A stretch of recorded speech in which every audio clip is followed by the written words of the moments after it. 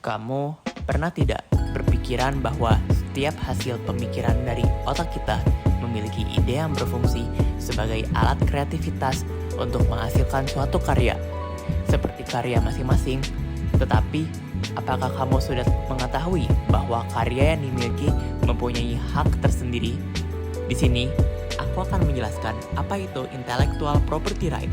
Intellectual property right atau hak kekayaan intelektual adalah hak yang timbul dari hasil kemampuan intelektual manusia melalui daya cipta, rasa, dan karsanya yang dapat menciptakan suatu produk atau proses seperti karya tulis, sastra, karya seni, dan ilmu pengetahuan, invensi dalam segala bidang yang berguna untuk manusia.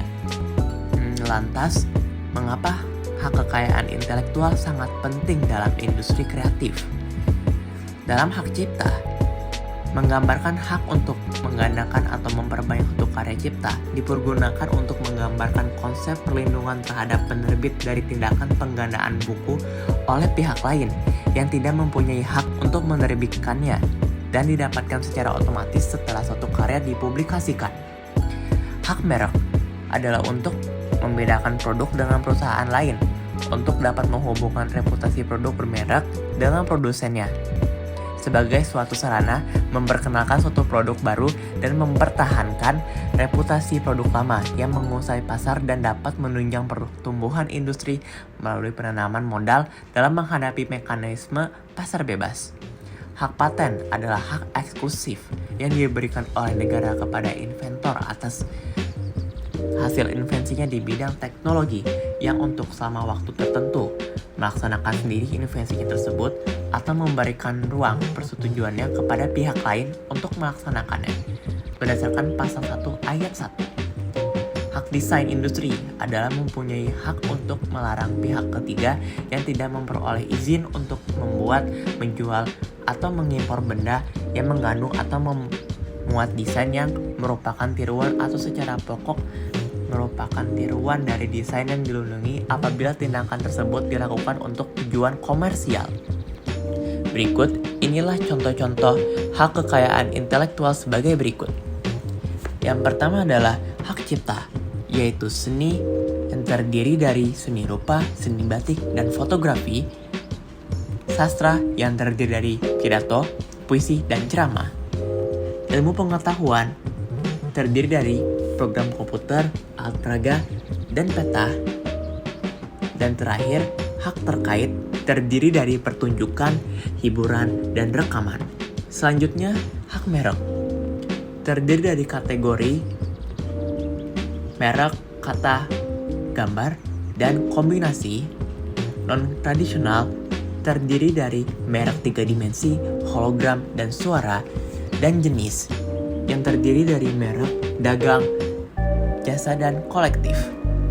Selanjutnya, hak paten terdiri dari paten biasa yang bersifat baru, langkah inventif, dan data diterapkan di industri, serta paten sederhana, invensi yang berupa alat baru dan memiliki nilai kegunaan praktis yang disebabkan oleh bentuk konfigurasi, konstruksi, atau komponen. Selanjutnya adalah hak desain industri, yaitu konfigurasi bentuk kursi, menerapkan desain industri berupa bentuk 3 dimensi. Ditambahkan ornamen menerapkan desain industri 2 dimensi berupa komposisi garis dan warna pada pola kayu, dan produk jam waker menerapkan gabungan elemen antara 2 dimensi dan 3 dimensi dari bentuk, konfigurasi, dan komposisi garis dan warna. Aku sebagai mahasiswa DKV yang memahami hak cipta, hak merek, hak paten, dan hak desain industri sangat bermanfaat, terutama pada hak cipta. Hak cipta dapat melindungi orisinalitas karya dan mencegah hal plagiarisme pada karya. Di hak merek, sangat menguntungkan seperti memberikan nilai tambah pada jasa branding, melindungi portofolio kerja, dan identitas pribadiku. Di hak paten, sangat bermanfaat untuk memahami bahasan kreativitas seperti menghindari tuntutan hukum di masa depan karena secara nggak sengaja meniru fungsi teknis yang sudah dipatenkan oleh pihak lain.